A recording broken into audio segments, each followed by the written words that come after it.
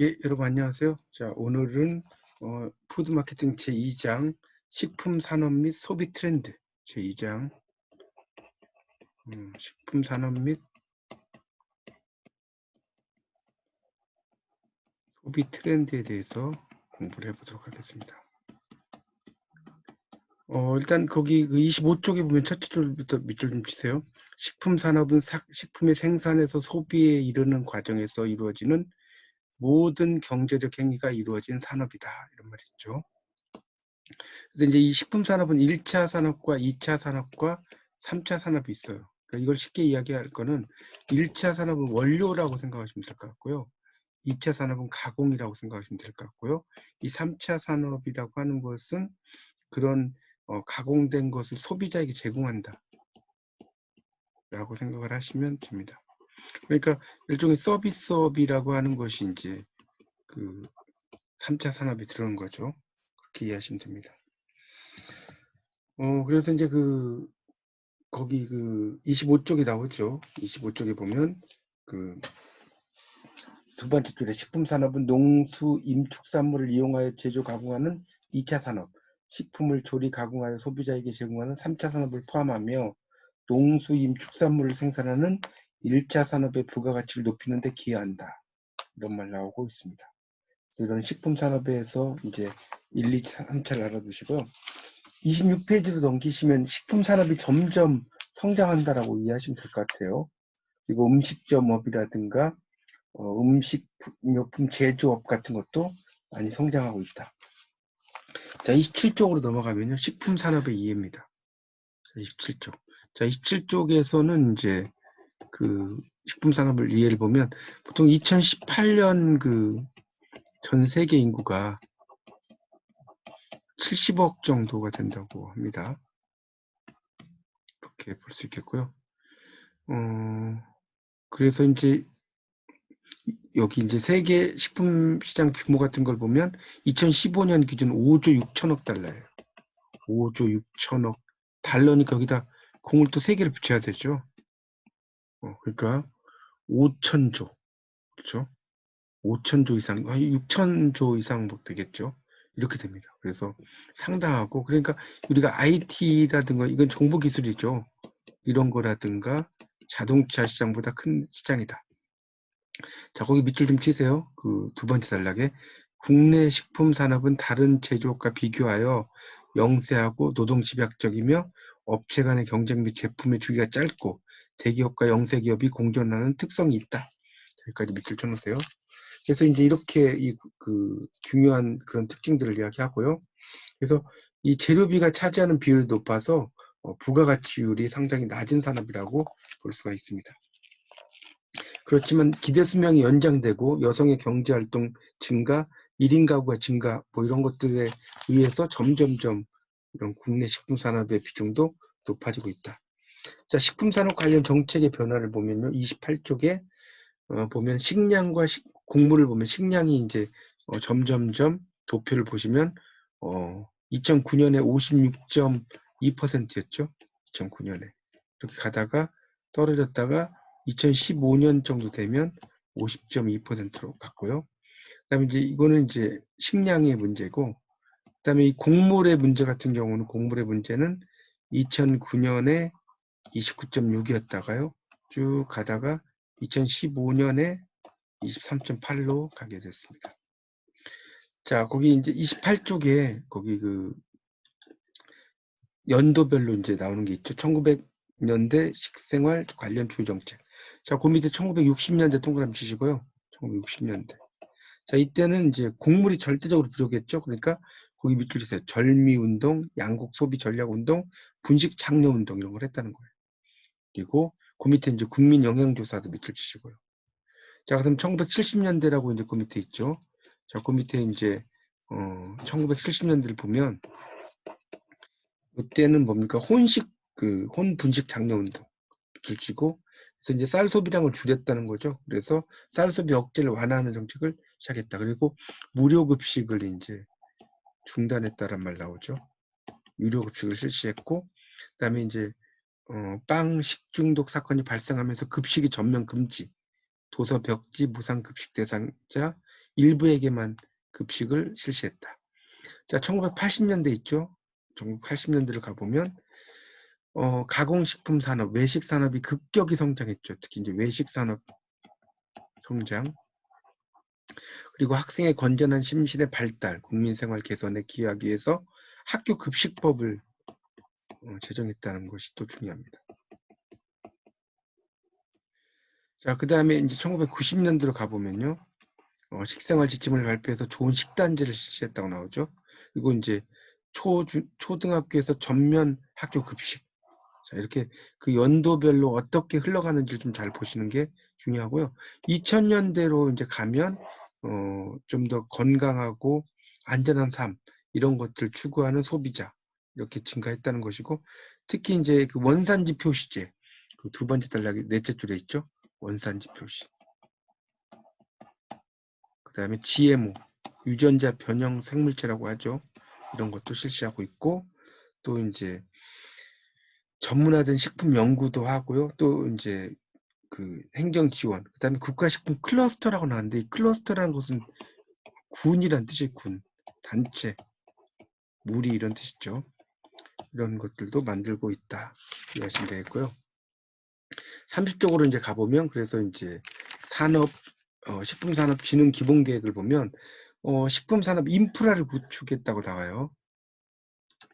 30페이지 인프라. 인프라라는 것은 그 기반이란 뜻이에요. 기반. 구축을 하고, 이 R&D라고 나오죠. 식품 R&D. 이 R&D라는 것은 연구 및 개발이란 뜻이고요. 영어로 하면 Research and Development. Research and Development. 이거 머리 글자죠. R&D니까. 그리고 식품 인력 교육, 뭐 통계 정보 관리 뭐 이런 걸 쭉 했다고 나오죠. 농업과 연계 강화를 보면 지역 전략 식품 육성, 농공상 융합형 기업 이런 것도 나오고요. 또 외식 산업 육성한다 이런 것도 나옵니다. 자, 글로벌 경쟁력 강화 나오죠. 농식품 수출 확대, 한식의 세계화가 또 나와요. 한식이 이제 점점 세계화가 된다는 거죠. 그리고 이제 전통 발효식품, 기능성 식품 이런 거. 자, 소비자 정보 제공 및 보호에 보면 소비자 정보 제공 강화, 녹색 식생활 교육, 그러니까 친환경적인 것이 나오는 거죠. 또 인증 제도를 개편하고요. 뭐 이런 것들이 나옵니다. 자, 31쪽에 가면 그 외식 산업 진흥 기본 계획이라고 나오죠.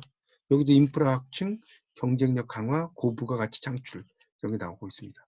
그러니까 예를 들어서 쌀이라고 하는 것이 있을 때 이것의 값어치가 20이다. 그러면 이걸 햇반으로 만약 만들면 100이 됩니다. 5배. 그리고 이걸 떡으로 만들면 125, 한 6배 이상이 되죠. 그런데 이걸 증류주로 만들면 213 정도가 되는 거예요. 그러니까 한 10배 정도가 되겠죠. 이렇게 되는 겁니다.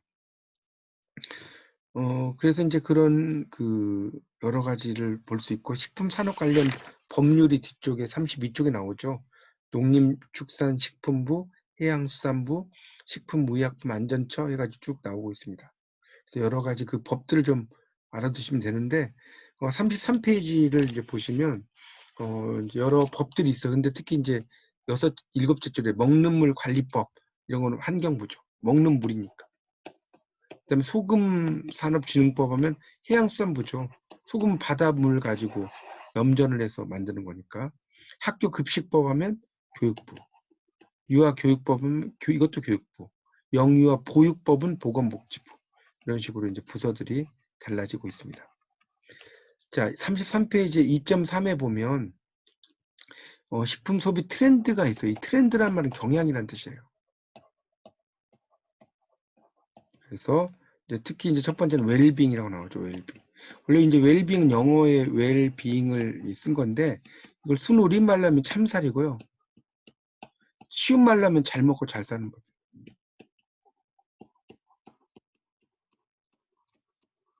이게 웰빙이죠.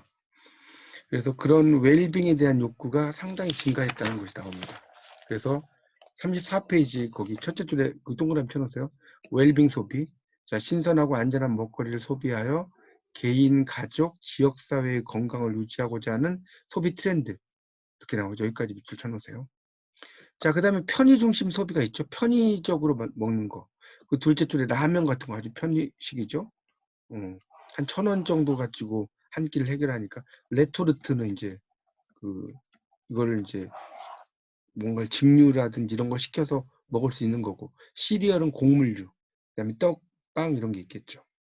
그다음에 HMR이 그 다음 단락에 나오죠. 가정식사 대체식 같은 것도 있다. 그러니까 그 가정 밖에서 생산한 식품을 가정 내에서 소비할 수 있게 만들어진 식품들이다라고 쭉 나오고 있습니다. 그래서 이 규모도 상당히 증가하고 있습니다. 그렇게 이제 볼 수 있겠고요. 자, 그 다음에 이제 가치 소비로 넘어가겠습니다. 36페이지에 가치 소비. 여기서는 이제 이 가치 소비에서 좀 설명을 좀 하면, 특히 이제 그 가격 가치형 소비, 여기다 번호를 좀 매기죠. 자, 1번 가격 가치형 소비. 자, 개인 가치형 소비가 2번이죠. 자, 밑에 단락에 사회 가치형 소비가 3번이에요. 자, 그래서 이 가격 가치형 소비에서는 이 최소 비용으로 최상의 만족이죠. 이런 것을 추구하는 이제 소비 트렌드죠. 이런 것을 이야기하고 있습니다. 그래서 이제 특히 소비 성향에 따른 현상으로는 쇼루밍이라고 하는 게 있죠. 쇼루밍. 그러니까 이런 것도 있고 칩시크가 있는데, 이 쇼루밍족 그 밑에 나오죠. 오프라 매장을 둘러보고 이제 치수와 가격을 확인한 후 최저가를 검색하는 후에 구매를 해요. 최저가. 여기저기 따져보고, 그리고 이제 구매를 하는 거고요. 이 칩시크족이라는 것은 가격이 저렴하지만 개성 있는 상품을 구비하는 소비자. 가격이 저렴하지만 그런 거죠. 개인 가치형 소비는 이제 특히 프로슈머가 있죠. 프로슈머라는 것은 프로듀서 또는 프로페셔널, 생산자나 전문가 플러스 이제 소비자겠죠. 이렇게 합해진 거죠. 그래서 이 소비자가 결합해서 만들어진 용어로 전문가와 소비자가 생산 활동에 직접 참여하고요. 또는 전문성이 없지만 관심 분야에 참여하는 소비 형태를 말합니다. 그다음에 이제 모디슈머라는 게 있는데, 이 모디슈머라는 것은 이 모디파이가 변경이라는 뜻이거든요. 변경을 하는 거예요. 하는 소비자. 그러니까 일종의 대표적인 게 짜파구리죠. 짜파게티와 너구리를 합해서 이제 새로운 식품을 만들어 버린 거죠. 자, 그다음 사회가치형 소비는 소셜 수머, 그러니까 사회적인 소비자고요.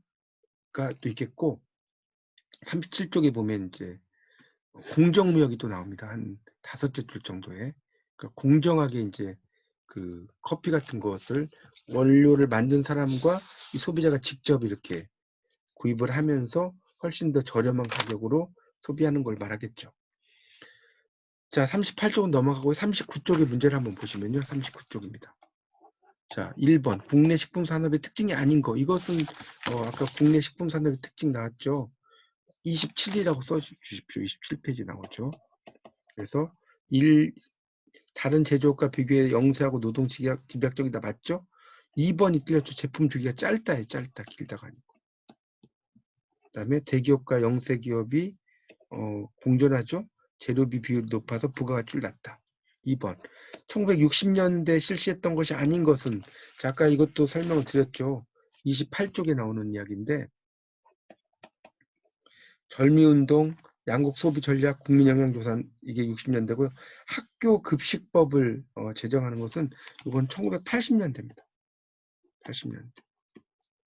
3번 웰빙 소비에 대한 설명으로 옳은 건 당연히 1번이죠.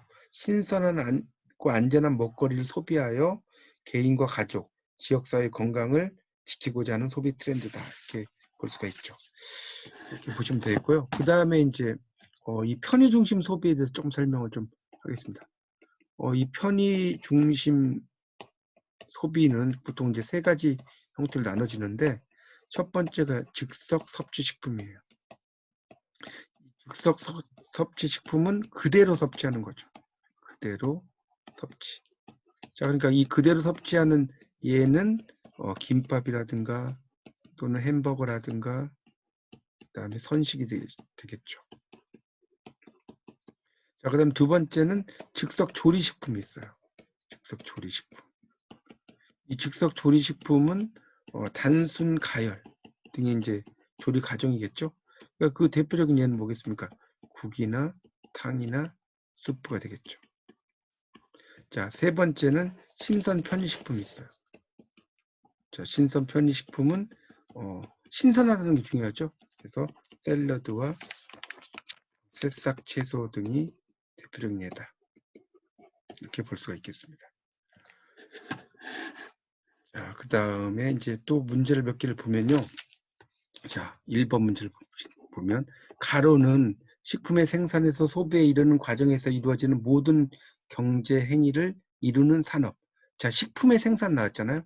식품 산업이죠. 자, 2번. 자, 가로는 국민에게 건강에 대한 가치와 책임의식을 함양하도록 건강에 관한 바른 지식을 보급하고 스스로 건강생활을 실천할 수 있는 여건을 조성함으로써 국민의 건강을 증진하고자 제정된 법률. 계속 건강이 나오죠. 그러니까 국민 건강증진법. 자, 세 번째 문제는요. 세 번째 문제는 그 밑에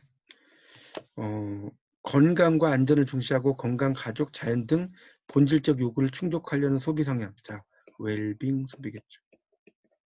건강과 안전이니까. 자, 그 다음에 가공식품에 대한 설명을 옳지 않은 것은 만약에 이렇게 문제가 나올 때는 가공식품이죠. 나왔는데 만약에 세척을 목적으로 한다.